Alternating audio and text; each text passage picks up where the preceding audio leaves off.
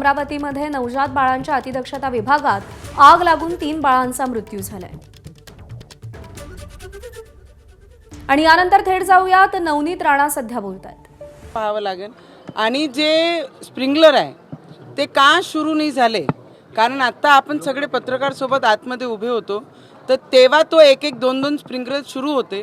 त्याची ऑडिट कोण करताय, त्याला मॅनेज कोण करताय आणि का सुरू नाही झाले आणि सिलेंडर आतमध्ये असल्यानंतर ते कसं ब्लास्ट होते, ते सगळी गोष्टीची इन्क्वायरी करणं। आणि मी स्वतः मंत्री महोदयशी बोलणार आहे, रवीजी मंत्री महोदयशी बोलले आहे आणि याची इन्क्वायरी 100% होणार आहे। जेही कोणी दोषी असेल त्याच्यावर कडक पद्धतीने कारवाई नक्की होईल, कारण लहान लहान मुलं जे प्री मॅच्युअर्ड असतात, ज्यांच्या वेट बरोबर नसते, जे हेल्थ इश्यूनी जन्म घेतल्यानंतर जे प्रॉब्लेम असतात त्यांना सगळ्यांना असे याच्यामध्ये आपण ॲडमिट करतो आणि त्या 3 लहान मुलांचे जीव जेव्हा जाते तर मी सगळ्यांना एवढीच सांगेन आणि आता मंत्री महोदयशी मी तेच बोलणार आहे, जर कोणी याच्यात चुकीचं आढळलं त्याच्यावर कडक कारवाई आणि त्याच्यावर की त्यांनी काम नाही केला आणि स्प्रिंकलर चालू नाही झाला, फायर ऑडिट जर नाही झाला असन तर मग त्यांची खैर नाही आहे, एवढं लक्षात ठेवा त्यांनी। 1 वर्ष झालं, 1 वर्षापूर्वीच इथे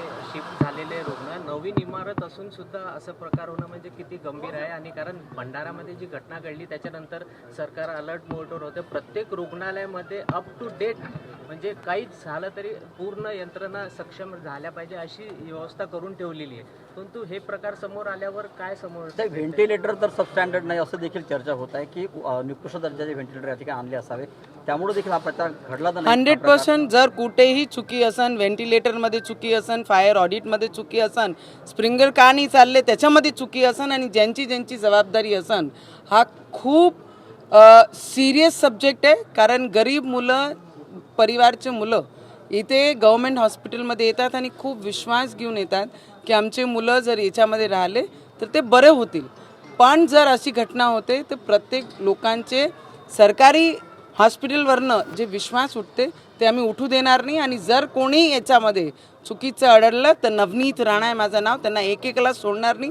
कारण लहान लहान मुलं 15 दिवसाचे, 4 दिवसाचे, 10 दिवसाचे बाळांचे जीव आज घेतलेले आहे, तर त्यांना जिनके ऊपर अगर दोष आ गया तो उनके ऊपर हत्या का ही ये कलम लगना चाहिए, उसकी कार्रवाई जरूर करेंगे। नवीन रुग्णालय आहे, नवीन रुग्णालयात क्षमतेपेक्षा जास्त रुग्ण उपचार घेत असल्याचं जे आहे ते समोर आलेलं आहे। नवीन रुग्णालयात जर अशी घटना घडत असेल तर जुन्या रुग्णालयांचा काय, असा सवाल या निमित्तानं उपस्थित होतो। माझं म्हणणं आहे, नवीन असो जुनी असो, आणि जेव्हा आपलं हॉस्पिटल गव्हर्नमेंटचं आहे त्याच्यामध्ये अपेक्षापेक्षा जास्त जर पेशंट येत असन, बाळ येत असन, लोक येत असन, तुम्हाला जर झपत नसन तर तुम्ही सांगितलं पाहिजे की अजून आम्हाला मोठं पाहिजे, म्हणून त्याच्याकरिता आपण दुसरी सुविधा लावू। पण जीव घेणं आणि बाळांच्या जीवासोबत नाही तर कोणाच्या जीवासोबत खेळणं हा कोणाचाही अधिकार नाही आहे। झपत नसन तर पूर्ण यंत्रणाने सरकारला कळवलं पाहिजे की असं असं आहे, खूप जास्त अपेक्षापेक्षा जास्त इथे रुग्ण येत आहे, तर आम्हाला अजून फॅसिलिटी करून द्या। सरकार करून देण्यासाठी तयार आहे ना, डिपार्टमेंटनी सांगितलं पाहिजे। पण एवढंच आहे, जे आज घटना झाली खूप दुःख देणारी घटना आहे, कारण लहान लहान बाळ, त्यांचा परिवार, गरीब लोक अतिशय गव्हर्नमेंट सरकारी हॉस्पिटलमध्ये येतात ज्यांच्याकडे पैसे नसतात आणि त्यांच्या मुलांसोबत खेळण्याचं काम हा कोणतेही व्यक्तीचं काम नाही आहे, म्हणून त्यांच्यावर कडक कारवाई आम्ही करणारच।